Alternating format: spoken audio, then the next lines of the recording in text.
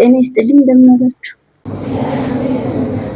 እንኳን ለቅዱስ ሚካኤል ዓመታዊ ክብረ በዓል በሰላም አደረሳችሁ። በእስክንድርያ ሀገር አክሉበጥራ ወለተ ቤጥሞስ ያሰራችው ዙሃል በሚባል ኮከብ ስም የሚጠራ ታላቅ ቤተ ጣዖት ነበር። በየዓመቱ ሰኔ 12 ቀን ፍሪዳ እያረዱ መስዋዕት እየሰዉ ያከብሩታል። እለ እስክንድሮስ አስተምረው ካሳመናቸው በኋላ በየዓመቱ ሰኔ 12 ቀን የቅዱስ ሚካኤልን ክብረ በዓል እንዲያከብሩ ስርዓት ሰራላቸው። ይህንን በዓል ከሚያከብሩት መካከልም የባህራን አባት አንዱ ነበር። ባህራን ተጸንሶ ሳለ አባቱ ሞተ። እናቱ ምጥ ተይዛ ሳለ ወደ እግዚአብሔር ብትጸልይ ቅዱስ ሚካኤልና ቅዱስ ገብርኤል ከችግር ገላግለዋት መልኩ ያማረ ሕፃን ባህራንን ወለደች። ከጎረቤቷ አንድ ክፉ ባለጸጋ ነበር። ቅዱስ ሚካኤልና ቅዱስ ገብርኤል ይህ ሕፃን የዚህም ባለጸጋ ሀብት ይወርሳል ሲላት በአልጋው ላይ ሳለ ጌታ ጆሮን ከፍቶለት ሰማ። ከዚህም በኋላ የሚገልበትን ምክንያት ያፈላልግ ጀመር። ሕፃኑ 10 ዓመት ሲሞላው እናቱ ቀዳ የምታለብሰው ቆርሳ የምታጎርሰው አጣ ስትቸገር ምክንያት አገኘና ልጅሽን ስጭኝ፣ እኔ እያበላሁ እያለበስኩ አሳድገዋለሁ፣ ለአንቺም 20 ወቄት ወርቅ እሰጥሻለሁ አላት። እሷም ስለ ችግሯ ደስ ብላት እሺ ብላ ልጇን ሰጣ፣ ገንዘቡን ተቀበለች።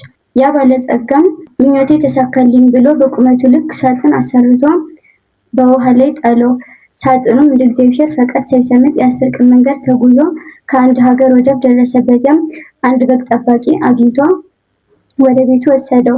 በምን ልክፈተው እያለ ሲያስብ እግዚአብሔር በልቡናው ሀሳብ አሳድሮለት ወደ አሳ አጥማጅ ሄዶ መረብህን በስሜ ጣል ዋጋውን እከፍላለሁ አለው። አሳ አጥማጁም መረቡን በስሙ ጥሎለት ትልቅ አሳ ተይዞለት ወደ ቤቱ ወስዶ ሲያርደው በውስጡ ቁልፍ አገኘ።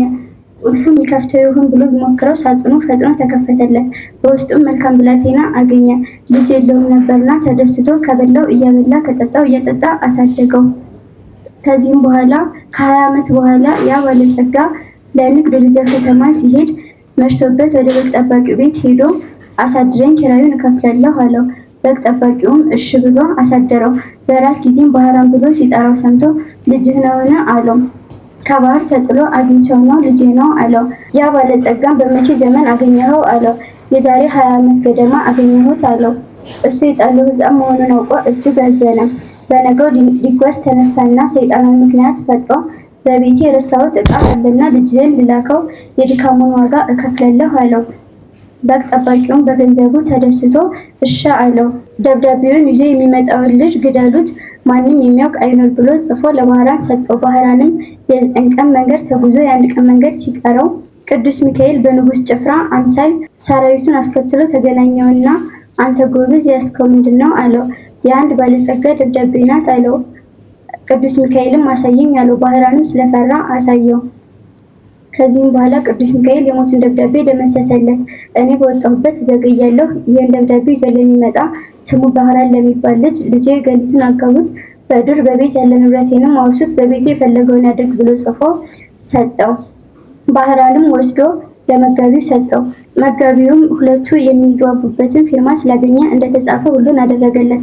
ከ40 ቀን በኋላ ያ ባለጸጋ ወደ ቤቱ ተመልሶ የዘፈንና የእልልታ ድምፅ ሰምቶ ምንድነው ብሎ ጠየቀ።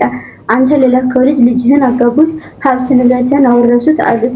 ያን ጊዜ ይህንን ሲሰማ ደንግጦ ከፈረስ ላይ ወድቆ ሞተ። ሚስቱም ደንግጣ ከፎቅ ላይ ወድቃ አርፋለች። ባህራንም ይህን ሁሉ ድንቅ ታምር ያደረገለት ቅዱስ ሚካኤል መሆኑን ተረድቶ በስሙ ቤተክርስቲያን አሰርቶ ቅስና ተሾሞ ሲያገለግል ኑሯል።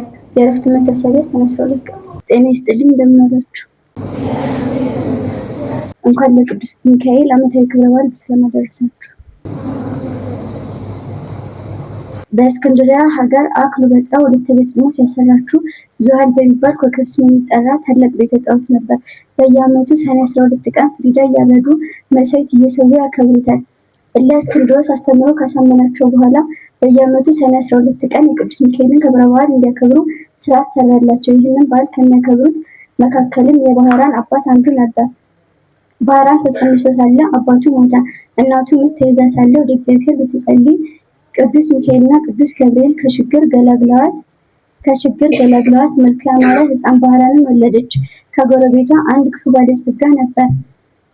ቅዱስ ሚካኤልና ቅዱስ ገብርኤል ይህ ሕፃን የዚህም ባለጸጋ ሀብት ይወርሳል ሲላት በአልጋው ላይ ሳለ ጌታ ጆሮን ከፍቶለት ሰማ። ከዚህም በኋላ የሚገልበትን ምክንያት ያፈላልግ ጀመር።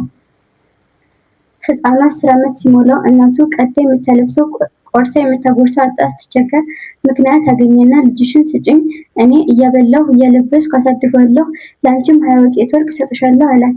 እሷም ስለ ችግሯ ደስ ብላት እሺ ብላ ልጇን ሰጣ፣ ገንዘቡን ተቀበለች። ያ ባለጸጋም ምኞቴ ተሳካልኝ ብሎ በቁመቱ ልክ ሳጥን አሰርቶ በውሃ ላይ ጣለው። ሳጥኑም እንደ እግዚአብሔር ፈቃድ ሳይሰምጥ የ10 ቀን መንገድ ተጉዞ ከአንድ ሀገር ወደብ ደረሰ። በዚያም አንድ በግ ጠባቂ አግኝቶ ወደ ቤቱ ወሰደው። በምን ልክፈተው እያለ ሲያስብ እግዚአብሔር በልቡናው ሀሳብ አሳድሮለት ወደ አሳ አጥማጅ ሄዶ መረብህን በስሜ ጣል፣ ዋጋውን እከፍላለሁ አለው።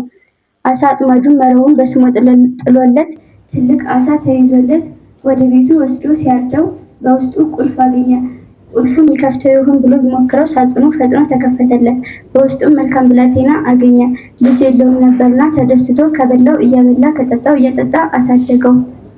ከዚህም በኋላ ከ20 ዓመት በኋላ ያ ባለጸጋ ለንግድ ወደዚያ ከተማ ሲሄድ መሽቶበት ወደ በግ ጠባቂው ቤት ሄዶ አሳድረኝ፣ ኪራዩን እከፍላለሁ አለው።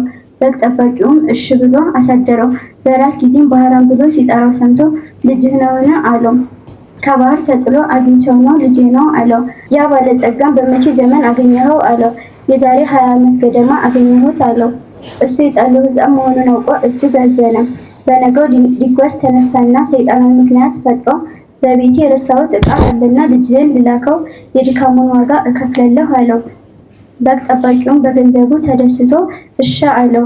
ደብዳቤውን ይዞ የሚመጣውን ልጅ ግደሉት፣ ማንም የሚያውቅ አይኖር ብሎ ጽፎ ለባህራን ሰጠው። ባህራንም የ9 ቀን መንገድ ተጉዞ የ1 ቀን መንገድ ሲቀረው ቅዱስ ሚካኤል በንጉሥ ጭፍራ አምሳል ሰራዊቱን አስከትሎ ተገናኘውና አንተ ጎበዝ ያስከው ምንድነው አለው። የአንድ ባለጸጋ ደብዳቤ ናት አለው። ቅዱስ ሚካኤልም አሳየኝ አለው። ባህራንም ስለፈራ አሳየው።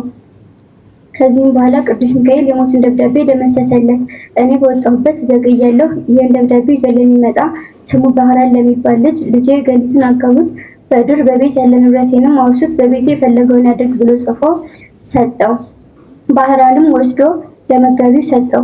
መጋቢውም ሁለቱ የሚግባቡበትን ፊርማ ስላገኘ እንደተጻፈ ሁሉን አደረገለት። ከ40 ቀን በኋላ ያ ባለጸጋ ወደ ቤቱ ተመልሶ የዘፈንና የእልልታ ድምፅ ሰምቶ ምንድነው ብሎ ጠየቀ።